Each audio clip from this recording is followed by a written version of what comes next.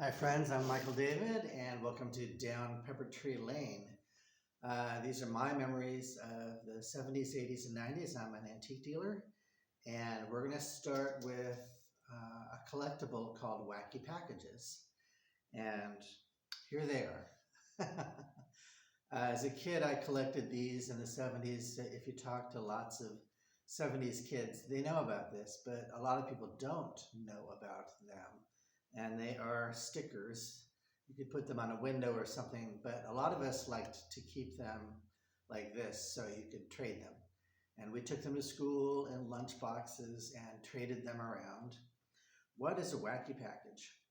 Well, it's an advertisement. This one says Nestle Crush, and it's a play on Nestle's Crunch, the chocolate bar. So, and then there's little jokes. So it's a parody. They're making fun of food products or cleaning products, and it's all in good fun. A lot of times, the companies went along with it. It was good advertising for them, like Nestle's Crunch. They had a sense of humor. But some companies got angry and they did file a lawsuit or injunction or whatever. I'm no lawyer. And blocked them. And those are super collectible if you can find the ones that were blocked and pulled from distribution. But most companies thought it was funny. It is funny. It's like Mad Magazine, whatever. So it kind of reminds you of what used to be popular, like Nestle's Crunch was a very popular candy bar. It was in all the shops, 7-Eleven. It was right there in front. I hardly see it today at all. Tastes change. Things now are almost like granola bars. There's a lot more like health factors and things that have come in. A lot of people eat granola bars now instead of candy bars, or that's what I see in the countertops. So this one it's not, it had a nice crunchy texture to it. I think it's around, but much less distributed. KoolAid. This one says Fool Aid. And every kid that I knew in my neighborhood had a mom. You would go in there after school and she would pull out these sugar packets of KoolAid and you would stir it up, or a kid would make it, like a kid's first recipe. And just add sugar, really, lots of sugar. Keep those kids hyper. And I remember lime KoolAid was popular and grape in my neighborhood, in my hood. Maybe your hood was different, but that's how we rolled. And I'm from a suburb of Los Angeles. There may have been regional differences in KoolAid. I don't know. Go on Patreon and let me know. Um, Putty, that is a play on Silly Putty. And yeah, we used to buy this egg, and it was this really mushy clay type of plastic or something. I hope it didn't give us toxic chemicals. And we would create and make shapes out of it and pull it apart. And I haven't seen it around in a long time, but it was called Silly Putty. There was goop and slime and other things. Things go in phases, they go in cycles, and it might come back. Kids are always going to be kids, right? Um, Pepsi Cola, this one says Burpsy Cola. And there's little jokes, 48 belches in each ounce. And I pulled this one because what I want to talk about is back in the day, the 70s, there was just Pepsi Cola and Coca-Cola. That was it. You had two choices when you went to the shelves. Now it's, do you want wild cherry? Do you want with caffeine, without caffeine? Do you want Coke Light or Pepsi Light? There's an endless variety of flavors and choices now. It's overwhelming. There was a book written called Future Shock that said in the future we're going to be completely overwhelmed with tons of trivial choices, and it's kind of true. Sometimes I sit there at the market, I'm like, well, do I want, strawberry Coke or, just regular, or which one do I want? And it can be paralyzing almost if there's too many choices. But back in the day, you just picked like Pepsi or Coke. And gradually they started adding new things. Of course, there was Diet Coke as well, but it tasted awful back then. I mean, I remember all the moms and the parents would drink like this Fresca or Diet Coke, and I hated the chemical taste of it. As a kid, kids really love sugar and crave real sugar. So I would always go for the regular Coke. Um, Here's one. It's called Kodak color. Like there's a duck on the package instead of Kodak.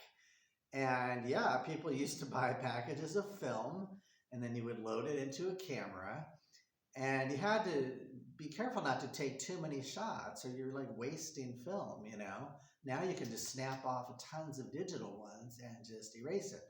But back in the day, you had to be careful. You maybe had 24 shots and you did not want to waste it or blow it. And then what you would do is go down to these little booths, little like almost like telephone booths, and you would turn in your film and they would develop it, and it might take 2 days. See, so back then you had to wait for things, and we had more patience. You would just, okay, we'll get the pictures in a couple days, and that was fine. Nobody really needed things instantly. Like now, you have to have it right now. I mean, it was just known that you would wait, and you would even write a letter and mail it to someone and just wait for a week or two, and then they would read it and write you back and wait a week or two. And that's how it was done. I even had a pen pal in Canada, and we did that back and forth every month. Pen pal. So my site is just to jog your memory, go, oh, I remember that, and I want to dig into that and find some hidden treasure. It's opinion based. It's just my opinions. There's no real right or wrong. But my hope is that you'll seek and explore many of these things. Like maybe you can find a Nestle's Crunch distributed somewhere. I mean, I saw Chunky the other day, the candy, the square Chunkies. I saw those at Bed Bath & Beyond. So they're around. I have a feeling that smaller companies license the name for them, like Twinkie or Chunky, and then they still sell them, but on a much smaller scale. That's my theory about what this is, what's happening with that. Um, let's see, Jello, that's Jello, breaking out of jail here. This guy's got a knife inside the Jello mold. I like that one.